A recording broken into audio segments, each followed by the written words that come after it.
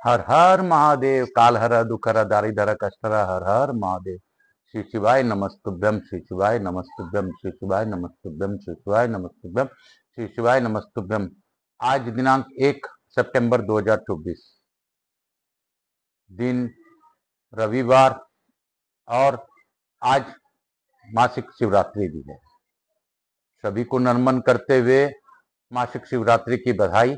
और मेरे भोले बाबा की कृपा से हम लोग स्कंद महापुराण का अद्भुत कथा श्रवण कर रहे हैं।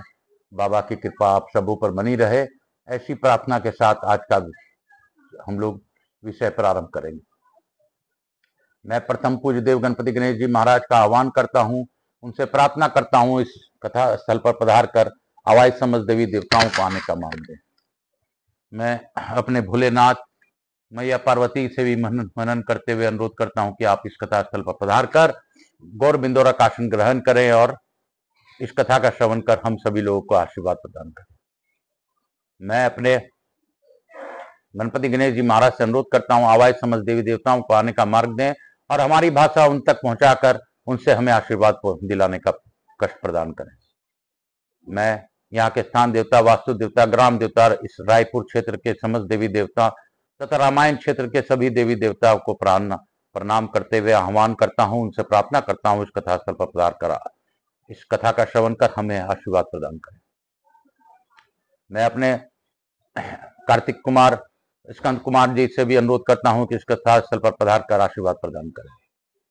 मैं समस्त देवी देवताओं से प्रार्थना करते हुए अपने कुलदेवी के सरस्वती माता तथा अपने श्रोताओं के ऑफलाइन ऑनलाइन जो भी इस कथा का श्रवण कर रहे हैं सबको के कुल देवता कुल देवी को भी आह्वान करता हूं तथा उनसे प्रार्थना करता हूं कि आप इस कथा का श्रवण कर सभी पर अपनी अखंड कृपा बनाए रखें। मैं अपने पितरों को नमन करते हुए मैं आकाश राजगढ़िया बंसल गोत्रोत्पन्न हम उमा शंकर नारायण देवी कांता राजगढ़िया पुत्र आचार्य संगीत कृष्ण जी महाराज सांवरिया बाबा वृंदावन वाले मेरे महामंडलेश्वर मेरे गुरु, उन गुरु आज्ञा लेकर इस कथा को प्रारंभ करता हूं और पंडित प्रदीप जी मिश्रा को धन्यवाद देता हूं। आप सबों को वंदन करते हुए मैं प्रथम पूज्य देव गणपति गणेश जी का मनन करते हुए हनुमान जी महाराज का प्रार्थना करते हुए सबके शरणागत वत्सल होते हुए मैं अपने लड्डू गोपाल जी के भी शरणागत वत्सल होते हुए जगन्नाथ जी के क्षेत्र में जगन्नाथ जी की कृपा प्राप्त कर उनसे भी प्रार्थना करता हूं कि पुरुषोत्तम क्षेत्र का इस अद्भुत कथा का श्रवण कर लें, सुन लें और सुना दें और अपनी अखंड कृपा सभी पर बनाए रखें। काल हरा दुखहरा दारिधरा कष्टहरा हर हर महादेव। शंभु शंभु शंभु शंभु शंभु शंभो शंभो शंभु निशंभो शंभो शंभो। कल हम लोगों ने काशी विश्वनाथ की दया से, जगन्नाथ जी की दया से कल हम लोगों ने बहुत ही अद्भुत कथा सुनी कि किस प्रकार क्या स्वभाव होता है जगन्नाथ के भक्तों का, जो भगवान नरसिंह के चरणों के चिंतन से विरक्त रहते हैं। उन मलिन मनुष्यों को दूर से भी त्याग ही देना चाहिए। जो भगवान के चरित्र से भी दूर रहते हैं उनको त्याग कर देना चाहिए। इतनी बड़ी बात मेरे इस स्कंद महापुराण में बताई गई है।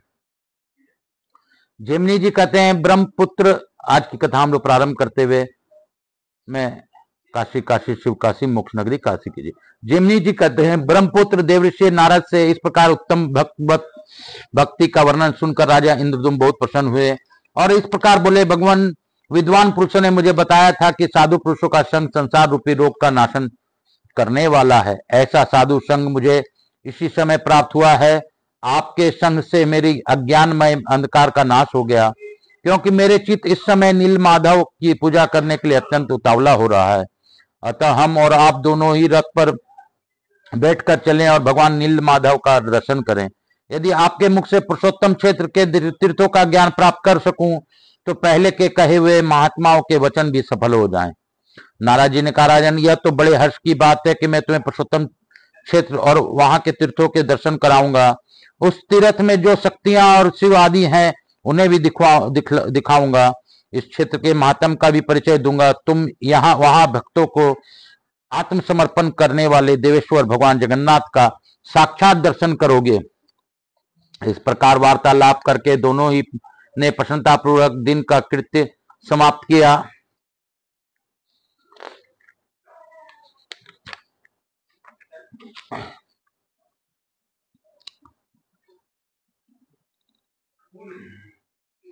और ज्येष्ठ शुक्ल पंचमी बुधवार को पुष्य नक्षत्र में उत्तम लगन आने पर यात्रा अनुकूल होगी। ऐसा निर्णय करके उन दोनों ने रात के समय एक ही स्थान पर शयन किया।